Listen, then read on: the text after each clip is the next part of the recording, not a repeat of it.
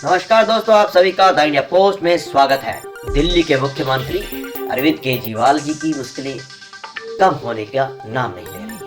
पहले कथित शराब घोटाले केस में आम आदमी पार्टी की जो छवि बनी है, आप सभी जानते हैं। अब एक नया घोटाला सामने आ रहा है। एलजीबी सक्सेना ने सीबीआई जांच करने की सिफारिश की है।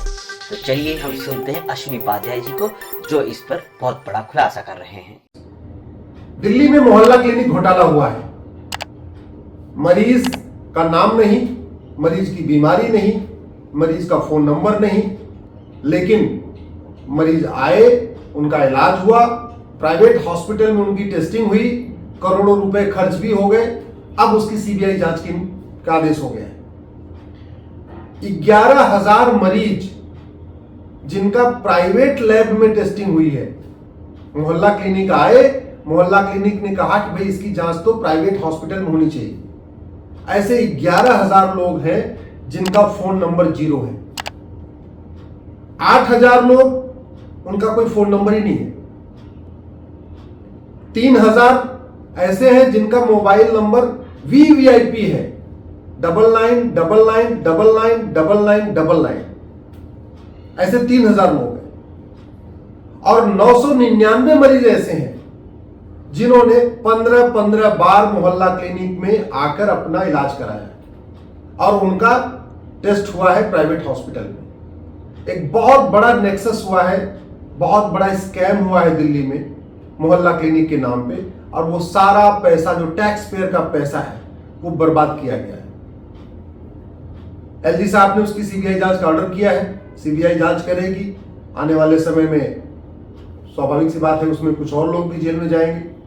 शराब घोटाले वाले अभी भी जेल में हैं। 2 मंत्री अभी तक जेल में है और उसके बाद एक नया घोटाला और आ गया। कहते नहीं, आए थे हरिभजन को होटल लगे कपास, आए थे भ्रष्टाचार खत्म करने, और भ्रष्टाचार खत्म करते करते करते स्थिति ये हो गई है। शराब घोटाले में 2 मंत्री जेल में, अब स्वास्थ्य घोटाले में स्वास्थ्य मंत्री भी जाने वाले हैं, फिर से एक नया। वैसे भी भ्रष्टाचार खत्म करने के लिए जो सबसे जरूरी है, मुझे लगता है उस पर गंभीरता के साथ चर्चा नहीं हो रही है। भ्रष्टाचार तब खत्म होगा जब पुलिस रिफॉर्म होगा, जुडिशियल रिफॉर्म होगा और भ्रष्टाचार के खिलाफ कठोर कानून बने। दुर्भाग्यवश अगर आप डेवलप्ड कंट्री से कंपेयर करें तो हमारा जो एंटी करप्शन लॉ है ना, वो सबसे घटिया है। अगर आप America, Singapore, Japan, France, China से हम भारत के एंटी करप्शन लॉ को कंपेयर करके करें तो हमारे यहां पहली बात तो मुकदमा चलता है 30 से 40 साल। दूसरा, सजा होती है 3, 4, 5 साल की। 1,76,000 करोड़ का 2G घोटाला हुआ था, किसी को 5 साल की भी सजा नहीं हुई, किसी की 100% प्रॉपर्टी जब्त नहीं हुई। 70,000 करोड़ का कॉमनवेल्थ घोटाला हुआ था, न किसी को आजीवन कारावास हुआ, न फांसी हुई, न किसी की 100% प्रॉपर्टी जब्त हुई। 1,86,000 करोड़ का कोयला घोटाला हुआ, न किसी को आजीवन कारावास, फांसी हुई, न किसी की 100% प्रॉपर्टी जब्त हुई। क्यों? हमारे पास ऐसा कानून नहीं। जबकि चीन में एक कंपनी के जीएम ने एक ठेकेदार से मात्र 2 लाख युआन लिया था, फांसी दे दिया। चीन के कानून मंत्री ने किसी से कुछ 3 या 4 लाख युआन लिया था, फांसी हो गई। सिंगापुर में भी कुछ दिन पहले एक ड्रग स्मगलर को फांसी हो गई। कहते नहीं, सठे साठ्यम समाचारित। भारत में भ्रष्टाचार के ऊपर तू मैं तो होता है, आरोप प्रत्यारोप तो होता है, नूरा कुश्ती तो होती है, बतौलेबाजी होती है, छींटाकसी होती है, तू चोर मैं सिपाही वाला खेल होता है, लेकिन भ्रष्टाचार के खिलाफ जो कानून की जरूरत है उस पर चर्चा नहीं होती।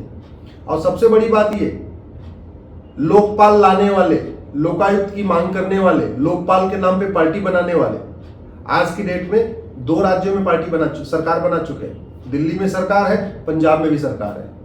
भ्रष्टाचार कम नहीं हुआ बल्कि बढ़ा। क्यों? क्योंकि सरकार तो बन गई, पार्टी सत्ता में आ गई, लेकिन कानून तो वहीं के वहीं है। इसलिए मैं बार बार कहता हूं, भ्रष्टाचार तब खत्म होगा जब पुलिस रिफॉर्म होगा, जुडिशियल रिफॉर्म होगा, एडमिनिस्ट्रेटिव रिफॉर्म होगा।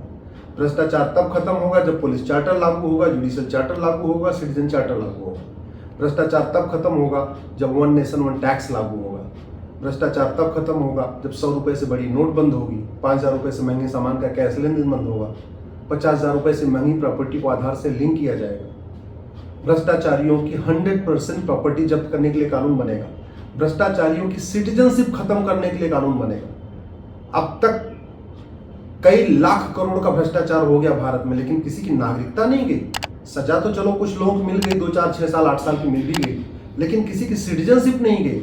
हमने ऐसा कानून ही नहीं बनाया कि भाई जो भ्रष्टाचार करे उसकी सिटीजनशिप खत्म करो, वो भारत में रहे तो, लेकिन उसकी नागरिकता खत्म हो जाए, उसका वोटिंग का राइट खत्म हो जाए, उसके सारे राइट खत्म हो जाए, ऐसा कानून नहीं बनाया। इसलिए मैं आपसे निवेदन करता हूँ, ये जो पॉलिटिकल स्टैंड चलते हैं ये तो चलते रहेंगे, तू मैं चलता रहेगा, आरोप प्रत्यारोप चलता रहेगा, बतौलेबाजी चलती रहेगी। लेकिन आप अगर चाहते हैं कि वास्तव में भ्रष्टाचार खत्म हो, ये जो इनकम टैक्स आता है, आपकी गाड़ी कमाई का इनकम टैक्स आ रहा है, आपकी गाड़ी कमाई का जो जीएसटी आप देते हैं, आप टोल टैक्स देते हैं, आप रोड टैक्स देते हैं, आप वैट देते हैं, आप जो टीडीएस देते हैं, इस पैसे का सदुपयोग हो, इस पैसे की बंदर बांट बंद हो, तो please police reform, judicial reform की मांग करिए, 1 नेशन 1 टैक्स लागू करने की मांग करिए।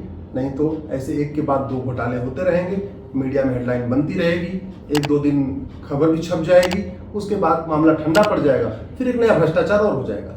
आपका जो पैसा है ऐसे ही लुटता रहेगा, आपकी गाड़ी कमाई का जो income tax, GST, TDS, VAT है, ऐसे ही नेता लूटते रहेंगे और वास्तव में भ्रष्टाचार रुकेगा नहीं। और एक बात आपको बता दूं, मेरी पीआईएल चल रही है प्रॉपर्टी को आधार से लिंक करने पे, आज तक दिल्ली सरकार ने जवाब दाखिल नहीं किया। 2019 से चल रही, 2024 आ गया, 5 साल हो चुके हैं। 5 साल में भी दिल्ली की सरकार ने अभी तक इतना स्टैंड नहीं क्लियर किया कि वो प्रॉपर्टी को आधार से लिंक करेंगे कि नहीं। जानते क्यों नहीं कर रहे हैं?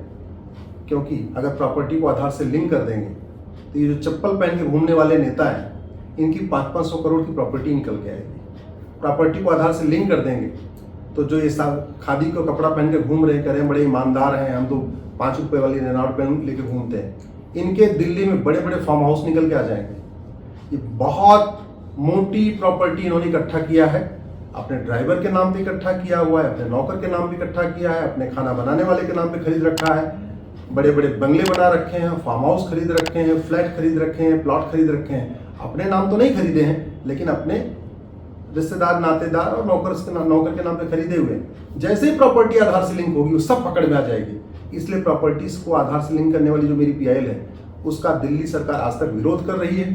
5 साल बीत गए, अभी तक आज तक काउंटर नहीं फाइल किया तो प्रॉपर्टी को आधार से लिंक करने के लिए कब जो है कानून बनाएंगे।